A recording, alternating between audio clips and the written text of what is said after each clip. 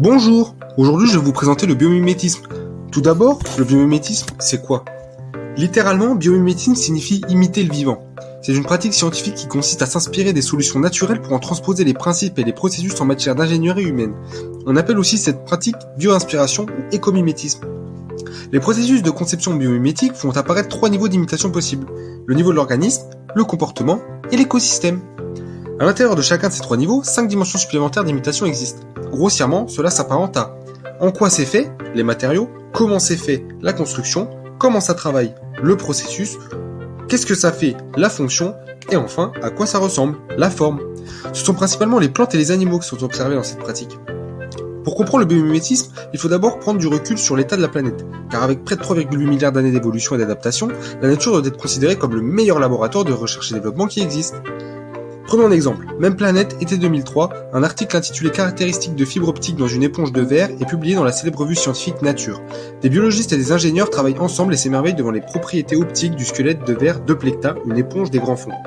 Les scientifiques se demandent comment cet organisme qui n'a quasiment pas évolué depuis des millions d'années est capable de synthétiser du verre dont les propriétés s'apparentent aux fibres optiques high-tech de meilleure qualité. Et surtout, est-il possible d'imiter cette éponge? La réponse fut oui, et la biosynthèse du verre fut réalisée quelques années plus tard en imitant la synthèse protéique d'Euplecta.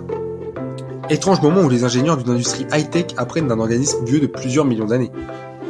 Un exemple d'inspiration sont les champignons, également, qui, en forêt, recyclent la matière et la transforment en nutriments à nouveau assimilables par les plantes. Ce qu'on voit du champignon, le chapeau et sa tige sortant de terre, n'est en réalité que le fruit de cet organisme extraordinaire.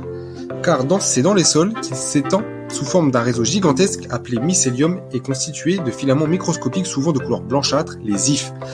Il produit de l'humus en dégradant le bois mort et en fonctionnant en association avec les autres organismes du sol, myriapodes, acariens, larves, et cela ne s'arrête pas là. Dans des sols souillés par des activités industrielles ou humaines, le champignon est capable d'agir de 2 façons différentes. D'un côté, il va hyper accumuler dans le chapeau, donc dans le fruit, les métaux lourds via le mycélium qui joue le rôle d'absorbeur. Et d'un autre, le mycélium peut lui-même casser au moyen de puissants enzymes les longues molécules carbonées dont sont constituées par exemple les hydrocarbures. Dépleurate transforme ainsi des résidus de diesel et d'hydrocarbures en glucides. En un mot, ce champignon s'est transformé le pétrole en nourriture, dépolluant au passage des sols contaminés. Ces facultés biochimiques à la fois simples et complexes des champignons peuvent être reproduites pour tenter de dépolluer les sols souillés par l'homme.